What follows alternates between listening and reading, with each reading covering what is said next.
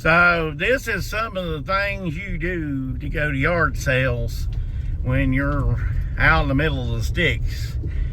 Some of us don't quite have the privileges of others where all the yard sales are all clumped together and that type of thing. You've just got to, you're out here on the back of roads, but there's plenty of signs here.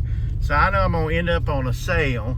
And somebody also said this sale had a bunch of stuff. So we're really going to see where this ends up at. But just kind of tell you, sometimes you kind of got to end up in the boonies to do yard sales, folks. If you're going to go out in yard sales, they're just not all pull up and nice little neighborhoods and all that type of stuff. You got to get out there and get your hands dirty, get on the back roads, get on the back streets, that type of thing. But, you can see here, they got a good barn full of stuff, tractor there. So let's hope we find some good stuff. Who's cheap? I'm cheap. All real resellers are cheap. This is a type of rhetoric I hear all the time. A lot of times, non-resellers will watch a short, a reel, something like that, and immediately they'll say that you, the reseller, are cheap. You are the dirtiest, low-down person that ever existed. How dare you take advantage of that 72-year-old lady? Today, I'm going to talk about being cheap and why I feel like you need to be cheap, okay? Now, this may get a lot of criticism. This may be, whatever. But there's definitely a need to be cheap. I mean, you've got to be able to get the item that you buy for as little as possible. Because there's so much that could be wrong, that is wrong. So many expenses that you have to put out as a reseller. Now, by all means, when you start out reselling, always start out as little and as economically as possible. Do not go out and buy the fancy stuff. If you're watching a big time YouTube channel or something like that, and they've got this and they've got that, and sometimes it can be overwhelming. But I can tell you today, okay, I'm recording this as I'm recording this. It's sitting on a small stand on a desk that cost me $5 7 years ago. Okay, the desk that I use for the laptop that's got my roll-up printer that prints the labels cost $5 at a thrift store 7 years ago. Okay, your cost can be minimum, okay? But there are costs involved, and by all means, like I said, when you get started, put out as little money as possible because you're not sure. A lot of times, I tell you what, you make it past that 6-month stage probably in reselling, you probably got a good chance of making it. But if you just, well, I'm listing this today. 3 months from now, I'm going to list this remote. 2 months later, I'm going to list this hangman. These guys are not telling the truth. There's nothing to resell, and they can't resell. Well, you're not going to resell a whole lot, okay? But the video is about being cheap, okay? And the reasons why you have to be cheap, okay? And I'm going to explore that. And one reason I'm going to start off right now for being cheap. It's because, like, a lot of times, electronics, there's a big push, from other YouTubers that, hey, they have high resale rate on electronics. Of course, they don't test their electronics, and that's why they get all their negative feedback, but that's another video. But if you're going to test electronics, and you're going to stand by electronics, you have to realize the fail rate of electronics can be high, okay? And yes, you may buy your electronics from another, say you buy it from the Goodwill or something that has around me, I think they have a 10-day or something policy on electronics. but you can only exchange it. That's only for exchanges. They don't use, say you go buy a VCR for $10, $9.99. You get it home and it doesn't work. You take it back, you have your receipt, and you say, well, this doesn't work. And they'll say, okay, go pick out $9.99 worth more stuff. And sometimes trying to find another $10 worth of stuff isn't the easiest thing. So it's not automatic. Oh, you're going to get your money back. Most time it's store credit, okay? And, I love, sometimes you go to a thrift store and you'll see a VCR and they'll have it like $10. And, I'm not going to say nothing, but say you say something to them, and they're like, you say, well, what about if it doesn't work? And they'll go, it's as is. Okay. You just want me to give you $10? Hold on a minute. Let me give you $10 as a donation, I mean, that's part of the thing. Just because somebody tells you something works. I got some solds coming up here in a minute. And I bought recently a toaster oven. Okay. I paid $1. It was an old Sunbeam, cool type 60s, 70s type toaster. And that works. That works. Got it home. I couldn't get it to work. Tried 4 different plug-ins. I tried where my toaster plugs into. I watched a YouTube video on how to work the toaster, which makes you kind of feel a little dumb. It still didn't work. Now, grateful for me because it's a very collectible type of toaster. It's still sold. I still got like $20 plus shipping out of it, and I only paid $1. Good for me. But a lot of times stuff like that ends up hitting the trash. As promised, here comes some solds, and I'm going to talk more about being cheap. Let's go over some things that have sold. Sold this coal mining belt buckle. This is a part of the original lot that I bought. I don't know, it's almost a year ago. We made our money a long time ago, so this is just something easy to store, something easy to ship, and an extra $8 plus shipping. Sold a roll of nickels here. Got these about a year ago. The 2024 Philadelphia nickels. Just went to the bank and got them. Found out that they was not as many of them made as a lot of other nickels. Let's just put it that way. $13 plus shipping on those. They're not taking up, once again, both those don't take up any room. They sell when they sell. Sold this bottle of white citrus. Picked this up at a yard sale for 25 cents. This is Bath and Beyond. This ain't as expensive as some things you'll find. $8 plus shipping on the white citrus. Sold a lot of Espen ink. $14 plus shipping on the ink. Found a dog clipper thing at $0.25 at a yard sale. I'm actually trying to, technically, without putting out much money, trying to put together a junk drawer lot, but this ended up having some more value on its own. Anyway, $9 plus shipping on that. Some people might think, why would you fool with that? But when you only pay 25 cents for something, why not? The ROI is great. Sold this lot of Christmas trolls. Picked these up for $2 the whole lot. Got $20 plus shipping on the trolls. People sometimes ask me, what type of stuff do you like to sell? This is the type of stuff I like selling. This, for me, I'm nostalgic as well. I grew up having trolls and stuff. I like little trolls. So selling these little trolls is fun. Picked this up at a yard sale for $2. Sold them for $41 plus shipping. This is a pair of Birkenstock sandals. Yeah, I did really good on those. I was surprised when I picked them up. I asked the lady what she wanted. She even knew what they were, and she still only asked $2. So,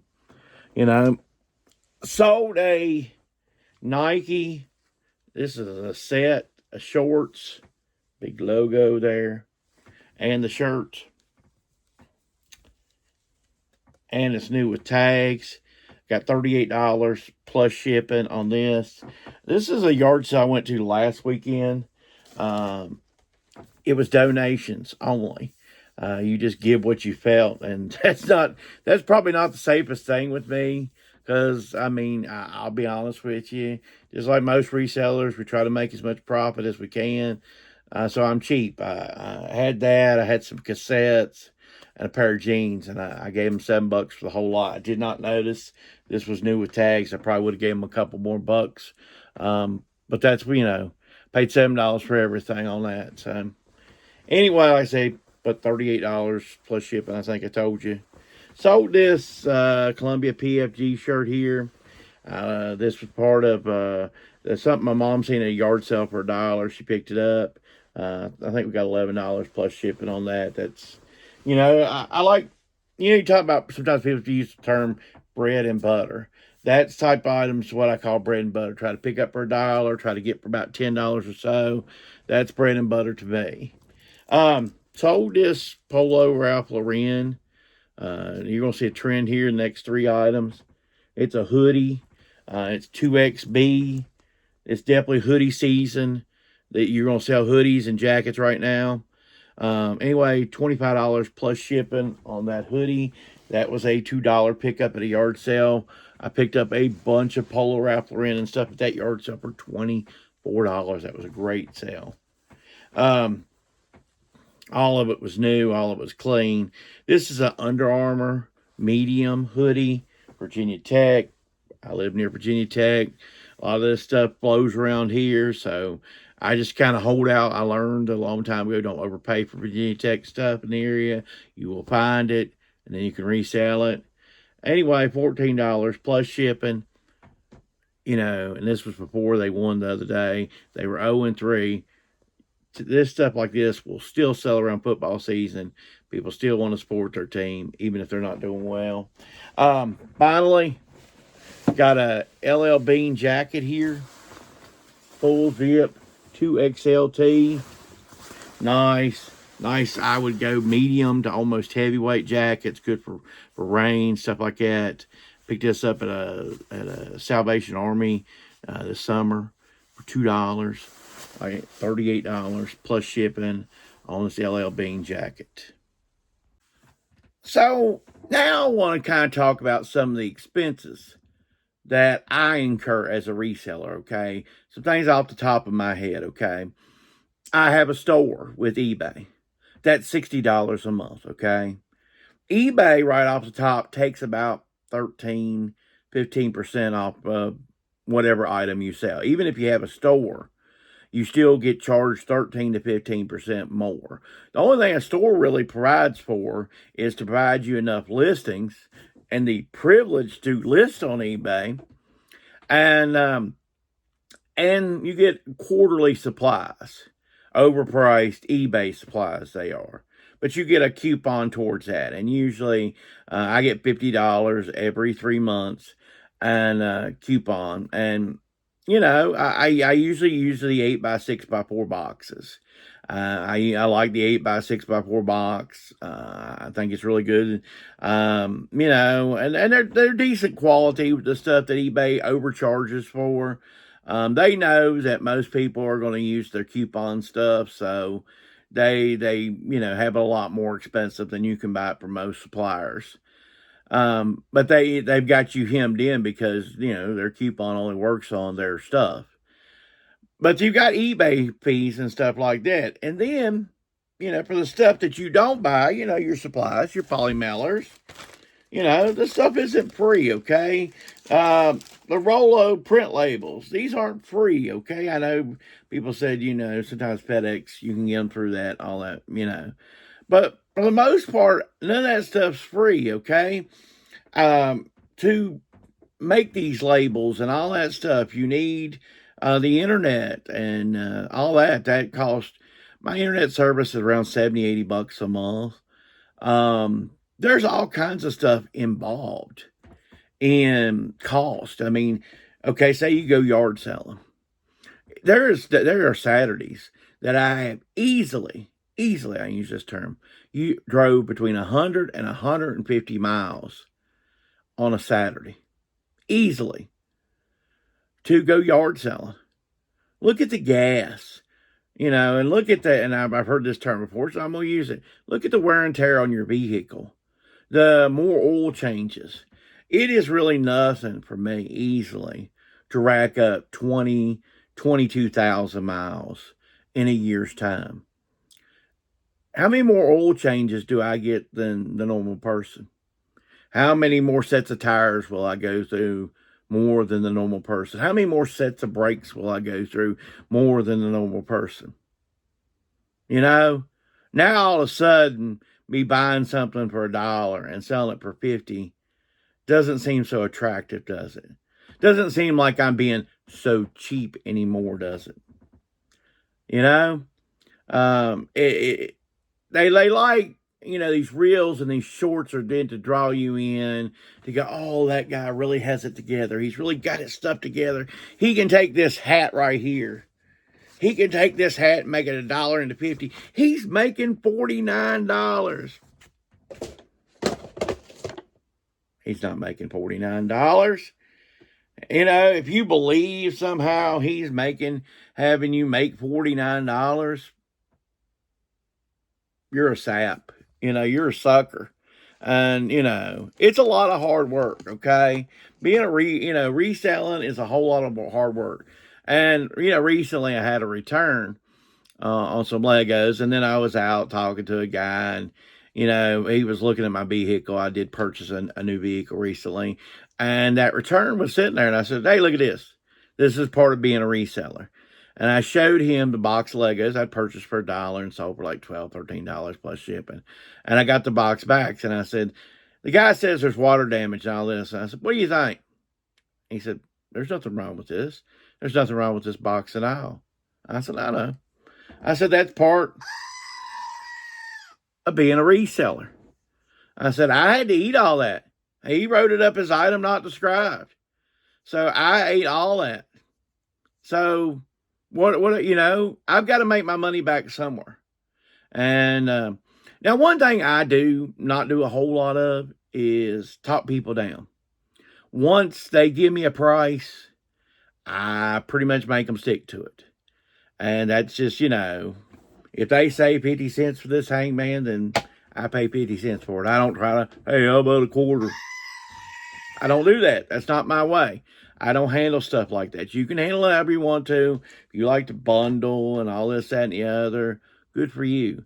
But, a lot of times I think people have reasonable prices. And if I don't see reasonable prices, I just generally walk away and go to the next yard sale. I'm not going to sit here and haggle, I am going to share a thing, and like I said, this is kind of what got me on the high end of cheap.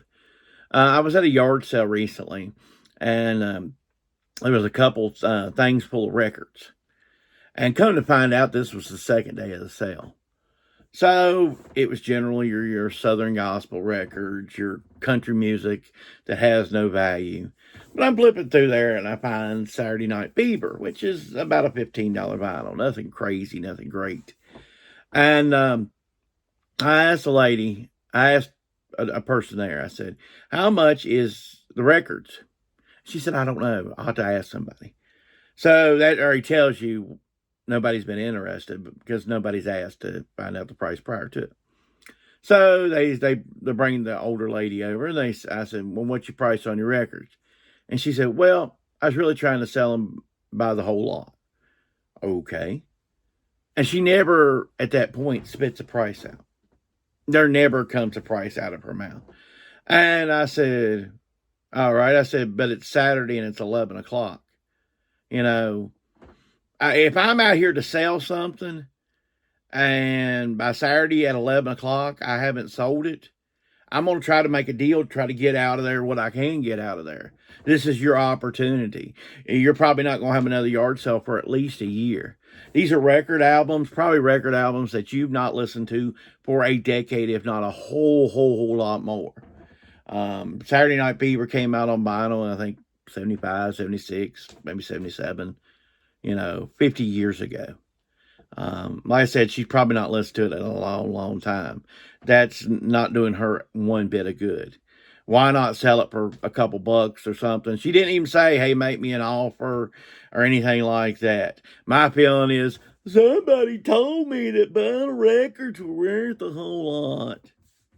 They are. Certain ones are. But these aren't the ones.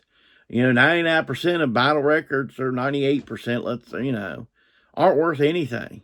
The 2% are good, but most of them aren't worth a whole lot. So give me a price. And she never did give me a price. And she didn't give me a price on individually. She didn't give me a price on the box. I said, look, lady, it's 11 o'clock on Saturday. You're not going to, you're not. And she said, literally, this is what came out of her mouth. You're the first one to be interested in these. Well, if I'm the first one to be interested, wouldn't you be more eager to set me out a price? Anyway, some people don't want to sell stuff. That's part of it. And like I say, this is part of the time you waste. Your time has value too. So if you think being cheap is not cool, somebody's being mistreated, let me know in the comments. Thanks for watching, and have a great week.